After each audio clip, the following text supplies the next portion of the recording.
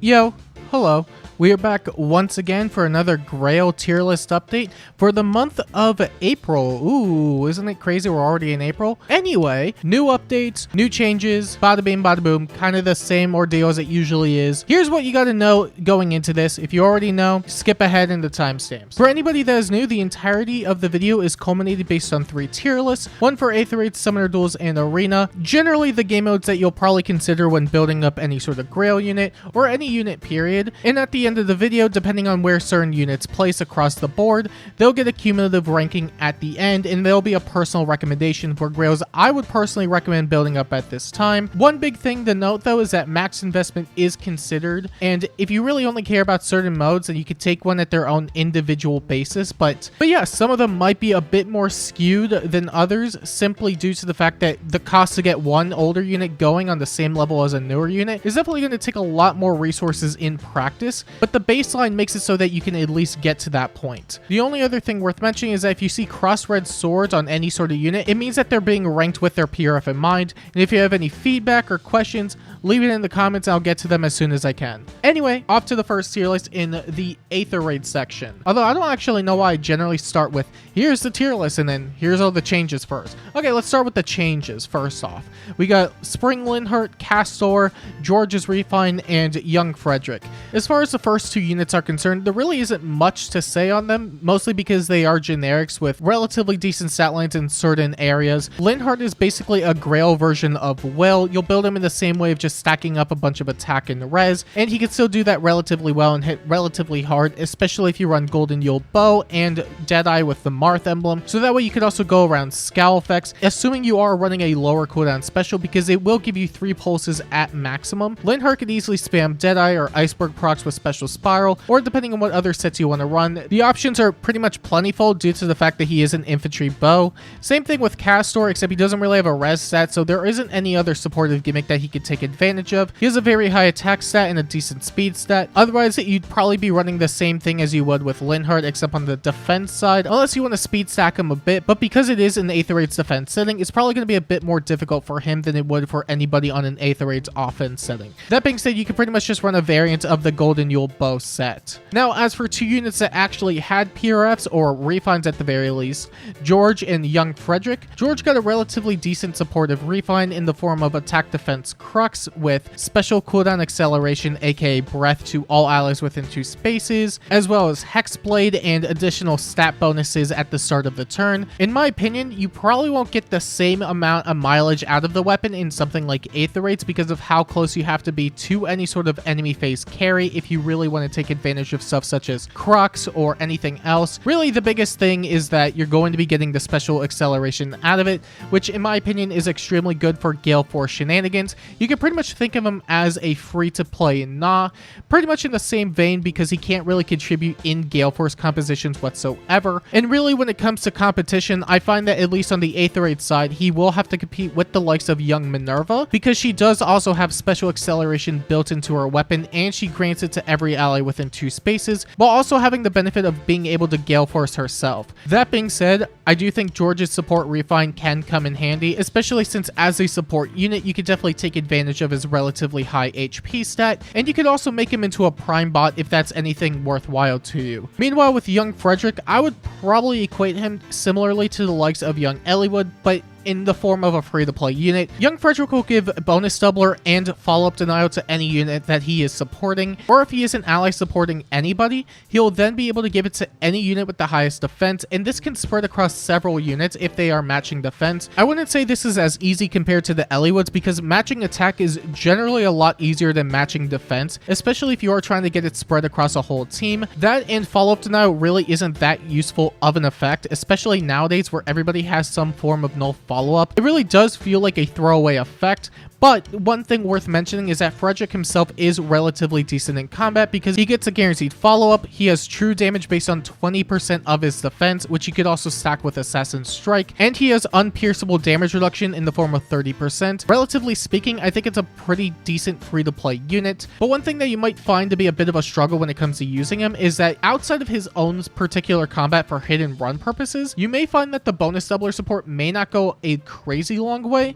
given that there's a lot of deploys just generally everywhere, mostly due to the fact that Sanaki is just a common threat. But I think as far as the early April editions are concerned, these are probably some of the better ones that we did get so far. But I think comparatively to anything that came out in the past month, one of the units that's definitely going to leave a much bigger impact is going to be Emblem Ike, not only because as a unit himself he's incredibly good at enemy phasing, but because he brings in Lagoo's Friend 4 and his own emblem effect that gives 40% unpierceable damage reduction on your special, which is pretty much in the same vein as Armored Beacon or Flow. It doesn't boost your damage by any means, but it does give you the flat damage reduction that just cannot be pierced whatsoever. And in turn, does definitely help out a lot of infantry carries, or anybody that just specializes in far saving, or again, pretty much anything just for ranged, or a lot of units can pretty much take advantage of it is what I'm just trying to get at. Especially the infantry, because they can also use stuff such as Lagoo's Friend 4. While I do find Lagoo's Friend 4 to be incredibly good, not only because it also secures damage output since it allows you to get any sort of piercing on any special, but it also has flat damage reduction, which when paired with other forms of damage reduction, aka stuff like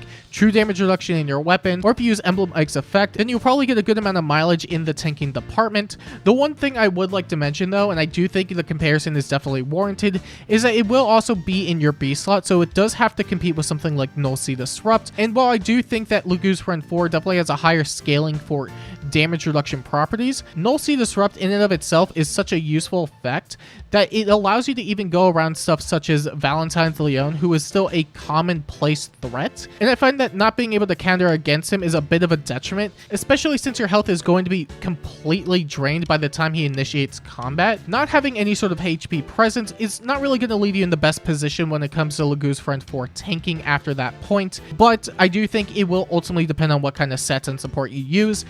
That being said, I still think Leon is somebody you absolutely have to watch out for, which is why I do think running Null Sea Disrupt 4 may not necessarily be the worst option, at least on the Aether raid side. But generally speaking, when it comes to running Lagoo's Friend 4, you'll probably have some tanking mileage that comes out of it, at least on the infantry side. Personally speaking though, I find that it's best scaled when it comes to true damage reduction units, so either units that have it built into their PRFs as mentioned before, or units that can get it through inheritables such as New Sunstone Plus or Dragonstone Plus, which pretty much just boils down to a lot of your dragon options. That or anybody else that has relatively competitive effects such as Null Sea Disrupt built into their weapon. I think generally speaking it is still a decent buff for a lot of units, but I think as far as the units that are going to be taking the most advantage of it, I think your infantry dragons or anybody with any sort of effects similar to that or competitive effects that follow that are definitely going to be taking the most advantage of it. But even outside of Lagoo's Friend, you can still pair it up with the likes of Armored Beacon, because with Armored Beacon and Emblem Ike, you'll be getting an absurd amount of unpierceable DR from your special, so you can at least contribute in combat and shrug off a lot of damage if you are fast enough. So even somebody like Winter Claude can contribute in combat if needed. Otherwise, you can pretty much just slap this on any sort of armor because it's still 40% damage reduction no matter what, and that's always going to be useful. Now, whether you want to run this over Emblem Marth for some units is a bit more debatable, because for somebody that is running Arcane Threma, you could get a 1 cooldown Aegis, and 1 cooldown Aegis is very useful, especially if you want to get it proc twice. And for the Arcane Threma users, it means you don't have to run any sort of breath effect or accelerated cooldown effects, which is why I think it's a bit more debatable. Otherwise, we have the addition of Speed Defense Near Trace 4, which can also help for hit and run strategies. No matter how far you move with Near Trace 4, you'll always be able to move 2 spaces afterward unless there's Canto Control, which you'll probably find that it's going to be there more often than not. I think Speed Defense Near Trace 4 is an incredibly good buff to any sort of melee cav, especially if their whole goal is just to go in, attack, and run away. Even for the ones that have a relatively high amount of HP, because it means you could get around gravity traps. But otherwise, it's still the same commonplace threats. You have your flyer lines, your infantry line, your cav line, and sometimes it's a lot of pseudo stuff all built into it, whether that's Igren with Hinoka, or Igren with a bunch of calves, or Hinoka with a bunch of calves. Enemy phasing will still take a bit more legwork to get going, but we are seeing natural buffs in the form of Emblem Ike at the very least, so there is a bit more hope going on there. Now, as for the tier list placements themselves, I found that general changes are really going to apply to a lot of the red tomes and a lot of the dragons. Now, initially, I had Arret and Grim Robin and a lot of these other red tomes in a tier below where they're at right now, because what I figured was, while this is a relatively good effect that can shred through a lot of damage for free, we're currently at a point that maybe it's not so necessary, but it's just one of those flavor of the month type deals that isn't something that you necessarily need, mostly because we have a lot of really good cabs as is. But if you did need them to work, you could definitely do it. That being said, I think now with the likes of Lagoo's Friend 4 definitely creeping its way into the Aether Raids meta, I find that you're definitely going to find a lot more usage for this, because this cannot be reduced by any means whatsoever. Devoted Basket, Flared Sparrow, Occultist Strike can easily net you at least 30 plus damage for free, if not more, depending on the unit you're going up against, especially if they're a carry. Even against somebody like Emblem Ike, who probably is going to get an absurd amount of attack because his weapon only buffs attack, you're going to be doing an absurdly high amount of damage for free before any sort of attack. And because of that, I'm finding more and more value with the likes of Devoted Basket kits, and specifically because of the likes of Robin and Aret having naturally high movement that cannot be shut down either by stall or anti-warp shenanigans such as Gatekeeper or Ratatasker, I think they've easily secured a much higher placement in the Aether Raids Grail tier list. And in my opinion, if you do need a relatively fun red tome to use that isn't Sanaki, get yourself Devoted Basket with Flared Sparrow and Occultist Strike, and you'll probably have a really good time with somebody like Groom Robin and Aret. And in a similar vein, with the likes of enemy phase carries becoming more and more prevalent, I feel that Pern probably just should have stayed in Superb if I didn't already have him in here, mainly because what he contributes on pretty much every single front in Aether Raids is fairly valuable in my opinion. Blade Royale granting neutralizing penalties as a status means that you can still put that on any sort of carry on Aether Raids offense, especially if you don't have somebody like Garrick or any other support like that.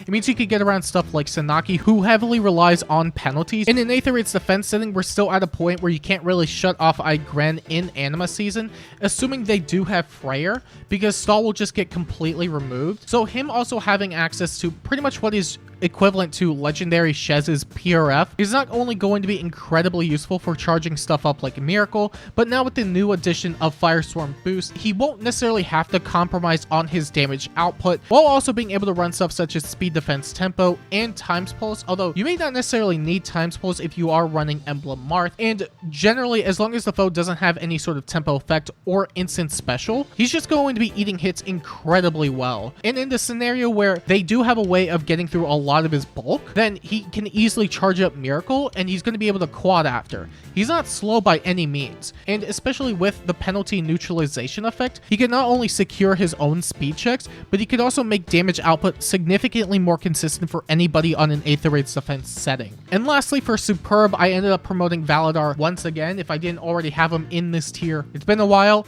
my apologies. I think with the likes of Lagoo's Friend 4 being in the game, we're definitely going to see more of a surge in enemy phase strategies if the idea is that you just want to sit there and do nothing instead of, gale forcing, which is relatively more consistent. But even that aside, it's going to make his Discord effect even more potent. And I think one of the biggest things to me personally, and this is something I could have easily just had him in Superb tier for a good while, having a self debuffer like that means the spread of Sanaki's effectiveness can only become even more grand, especially since you can then run Sanaki with even better skills such as Fatal Smoke 4. You won't necessarily have to rely on her own sense of debuffing. If anything, it's just more of an enablance for her. That on top of the fact that you're still getting stuff like Discord and General Ploy and Panic Spread means that not only as a support is he really good for some of the best nukes in the game in an Aether Raids defense setting, as a unit he could still contribute pretty well because he's also going to be on an Igren line. And depending on what kind of skills you want to run on him,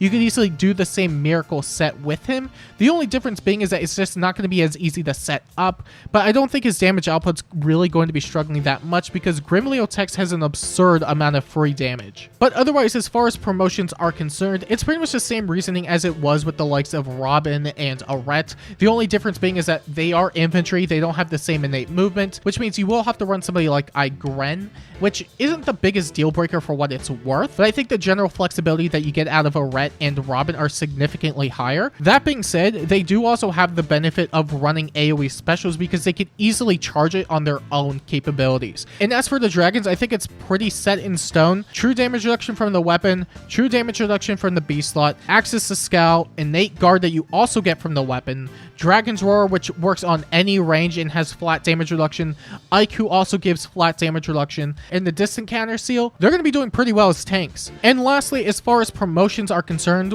it's pretty much just going to be Reeve. I know Reeve is definitely going to be a bit more inconsistent when it comes to general usage, because really the best thing when it comes to shutting off Igren lines is if you have stall. And stall doesn't work because of Freyr. But in that scenario that nobody is running Freyr and they're running somebody like a Dancer or a Farsave or both, where you can't really fit in Freyr, or it's for Dark Season where they just so happen to be running that, I think you're going to find that stall is going to have some sort of impact, especially if you are doing a hit and run strategy where you go in and you take out the units that can actually reach, and then you corner behind a safety fence. But really, the biggest thing I want to mention when it comes to hit and run strategies is that the biggest threat on any sort of Gale Force team right now is Winter Edelgard, because not only can she do triple actions, but she pretty much kills everything that almost isn't a green armor, and even at times will kill green armors. And that's where we're kind of at right now, because now that defense teams are more proactively prepping for somebody like Winter Edelgard, in turn it's going to hurt a lot of the Lance units because they get caught up in the mixture too. So naturally, because you're trying to counter this really obnoxious unit that has really good bulk and really good Gale Force capabilities and is a Lance, naturally a lot of the Lance cavalry are going to find really big issues with this. But on the same front, for units that try to actually tank Edelgard, it's just not going to happen for a lot of the Grail ones. If people are prepping for somebody like Winter Edelgard, naturally a lot of other units that fall into a similar archetype are going to suffer for that. The only ones that you could definitely argue for that are going to be the sword cabs, but the sword cabs were already in decent tier anyway, and really by this point I have no reason to really separate any of the melee cabs from each other, especially since they can more or less accomplish the same thing. But otherwise, when it comes to seasons that I would personally recommend running any of these units on, most of them are relatively the same. The only difference is that Frederick and George have PRFs that can easily be leveraged on a lot more. Frederick you can run on offense, but the mileage you'll get out of Visible Bonus Doubler will definitely vary depending on where your placement is and whether there's ploys and blah blah blah blah blah. Meanwhile with George, you run him on any sort of Gale Force composition team because the free acceleration is going to come a long way.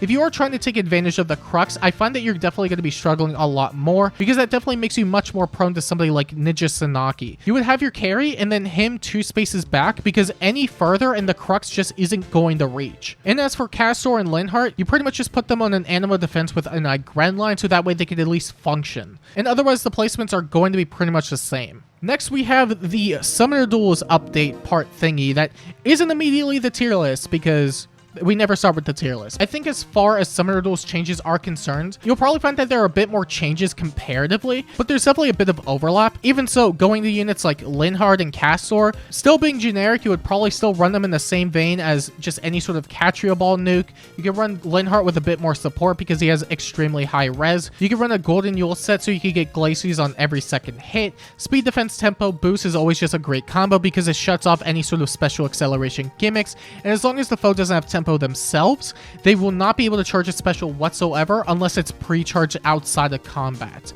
Meanwhile with Castor, you can pretty much again do the same thing. You run him on a Catria Ball, except I would argue that you try and leverage on his speed a bit more, especially since now we have the addition of Firestorm Boost, which can easily go well with the likes of Arcane Darkbow. You have Darkbow that has Sling and built-in Desperation, Speed Defense Tempo 4, which has Innate Shred, Pledge, which makes it so he can easily charge up Miracle, with Marth Emblem of course, and then just stacking up a bunch of attack and speed so that way he could at least go in with a very, very easy safety net. But even if you don't necessarily want to run Catria for this, Arcane Darkbow still has built-in Desperation, so charging up Miracle for all intents and purposes is still going to be relatively easy. Meanwhile, we have George, and I find this is probably where you're going to get a bit more mileage out of George's support, mainly because as with Summoner Duels, a lot of units are pretty much condensed into like one massive ball, or they're running a Cav line, and I'll get into that in a second. But as far as George is concerned, you'll probably just have him in a mesh of units that is either just a bunch of raid bosses or a Catria Ball or whatever the case might be. And while I wouldn't say his combat is bad by any means, given that he has innate special acceleration and Crux, I find that given how strict Summoner Duels is when it comes to just slotting in any sort of unit, even when it comes to support, I find that George doesn't necessarily fit that criteria of really must bring, even though he still has useful support gimmicks in the form of acceleration and crux. I find that you could easily replicate enough of his support on any other archetype that's just vastly better for support, aka melee flyers who could also run crux. That on top of the fact that melee flyers also have the ability to frontline, which isn't really something George can do as well. And this isn't to say that I think his support is worthless, because it isn't. I don't think bringing George in particular is that beneficial over running a lot of melee flyers who can also then provide guidance support, which, given the existence of Soaring Echo, isn't exactly a big thing to do. The only thing that I would argue that he really has over most units is the free acceleration, but I don't think necessarily giving up one of your slots for George in particular is going to be that useful. Again, since most of his notable effects can be replicated through pretty much any melee flyer. Or if you want to get extremely specific, young Minerva, who also has the acceleration gimmick built into her weapon, who can also frontline. I think the only argument that might prevail is Hexblade, which I personally do not value, mostly because at this point, stats are just hyper min-max to the point where it really isn't making that much of a difference, especially if you're going up against super DR tanks, where at that point, the difference between running Hexblade and not having it is going to be so minimal that you're really not going to see much of a difference. And again, while I do think he has applications in something like Summoner Duels, I don't think they're so vastly grand that you're going to be finding a lot of mileage out of it. And as for young Frederick, outside of the bonus doubler support, which can still be relatively useful for combat purposes, he himself is a relatively decent combat unit because of the free true damage that he gets from his weapon, on top of the guaranteed follow-up and the damage reduction built into it, meaning that on any sort of dagger line with Assassin Strike and Marth Emblem,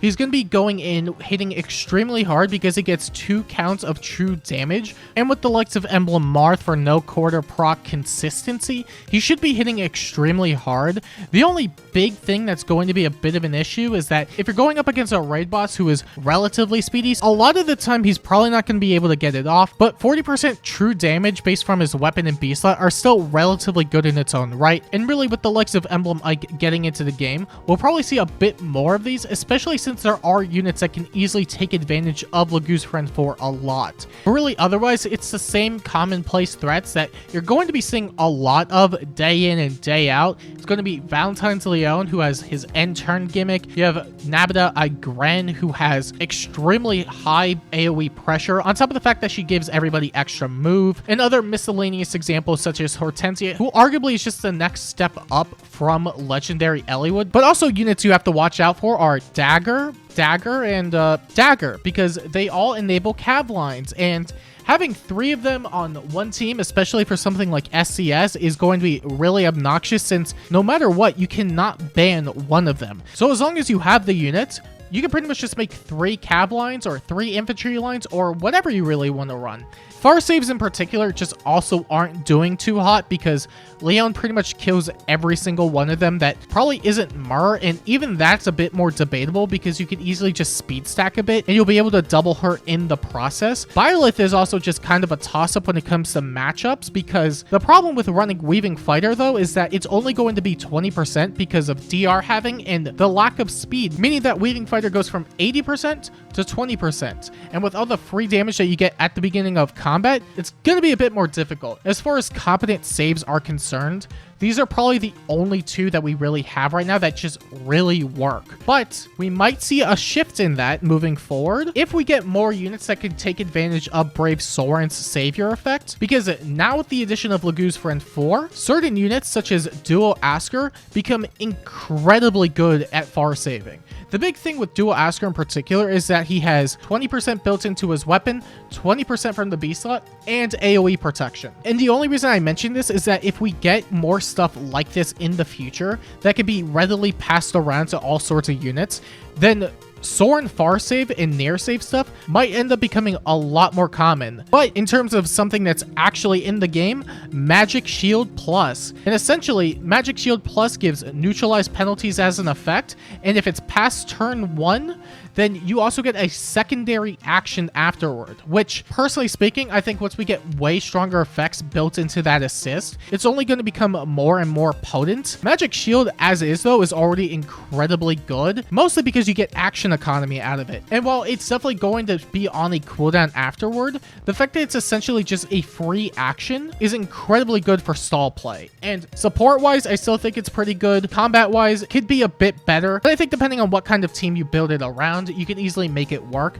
But really, I find that the Magic Shield Gale Force gimmick is incredibly useful in its own right. But otherwise, in terms of promotions, we have Reeve because, again, similarly to the likes of Igren and Aether raids, she is still going to be extremely common. And really, to get around stuff like this, you still need to run stuff like Harsh Command Plus, but that's not always going to be something that you have readily available to you, or maybe you just don't have the ability to get that going for certain teams. A lot of the better teams probably will, but the fact that you can still inflict stall on a lot of these teams and make it a bit more difficult for them to get around, I think is still incredibly useful in its own right. And again, similarly to the Aether Raids tier list stuff, I'm promoting a lot of the red tomes again because Flared Strike and Devoted Basket are still incredibly busted. You're stacking up a bunch of free flared damage in order to just whittle down on any sort of foe. Hardy Fighter is probably just going to be able to tank it no matter what, but it's still an incredibly useful effect no matter what. The only thing I think that is worth mentioning otherwise is that we're definitely seeing more of a shift into raid boss territory. That, on top of the fact that everyone pretty much just has passive shred, means that units like Har, Cormag, or even ones that don't really have access to true damage reduction and really rely on the percent one,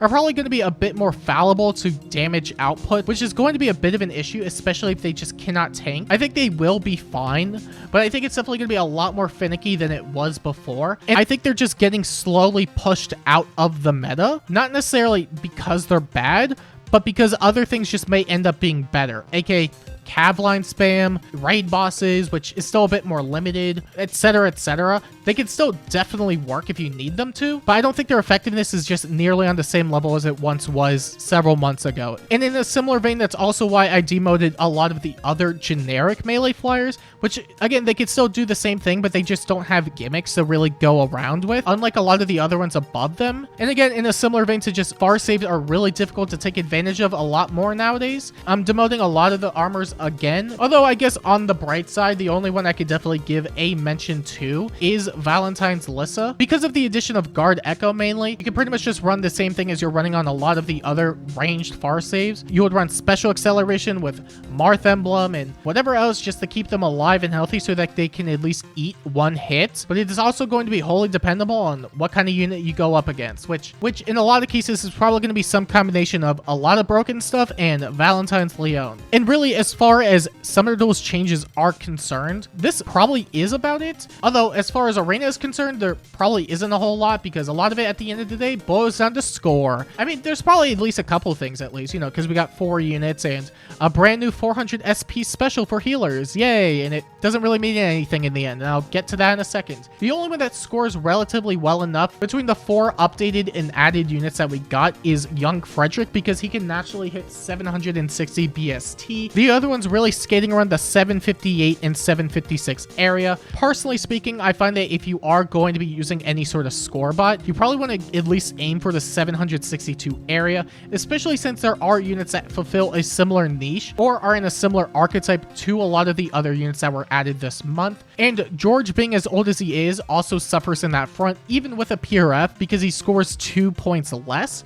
And again, you could still use a lot of these units if you really want to, but I find that if you are going to invest in a lot of Grail units for arena purposes, you definitely want to focus on their BST first and foremost. And unfortunately though, while we do have the addition of a 400 SP special, it's still within the 756 area, but for any future staff that has relatively good BST, this is still a nice upgrade regardless. And as far as recommended seasons are concerned when it comes to these new units and updated units, I find that neither of them really want to go within fire or water season, even though you could still use them in there. I I find that they best succeed in something like Earth Season and Wind Season. Hastor, Linhardt, and Frederick in particular are pretty good mainstays there, mainly because they could also access the likes of Tanabaton and stack up Unity as much as possible. Although, unlike a lot of the other generic bows, Linhardt having a really high res stat means he could also act as a natural counter against somebody like Legendary Robin. And with Frederick, you could pretty much do the whole Legendary Marth gimmick of having Unity and bonus doubler built into it, even though you probably wouldn't be using Robin to take advantage of Unity in particular for Frederick. You can still have an absurd stat ball with bonus doubler support and Unity support from Robin. And as for George, I figured I'd slot him in the wind department because you could also use him as a prime bot. You can have Legendary Eliwood give out bonuses, and you could use George's own bonuses if you also want to make him into a combat unit, and you can easily just get the 4 conditions with relative ease. Although if you find that you don't really need all these bonuses in one single season, you can definitely slap him in something like Water Season or Earth Season. And really, as far as arena changes are concerned, that's going to be about it. But what I will say is that as far as units I would recommend from the Grail shop at this time, I think there's plenty of units that are still recommended. I know you probably keep seeing these categories and are changing all around, and really, I think this time I have it very cemented, mostly because I find that if you're going to be building a Grail unit,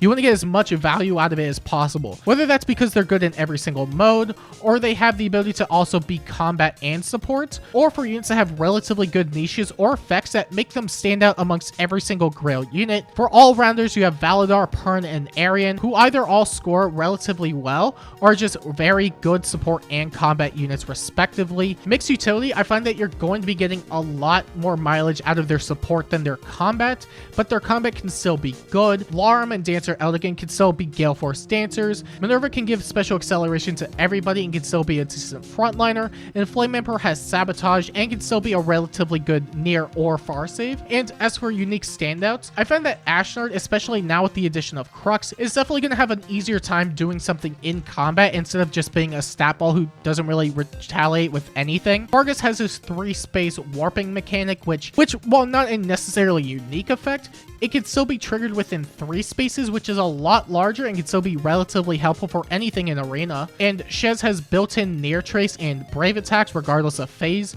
so you could also make him a relatively good combat unit and a hit and run unit and a frontliner. And as far as Grail unit recommendations are concerned, I find that these are probably going to be some of the best that you could do at this time. Whether or not that will change entirely next month, who knows, because FEH updates come out way too fast. But if you have any questions or concerns, leave them down below. And if you want to see more videos like this, make sure to like and subscribe. And until next time, I'll see you later.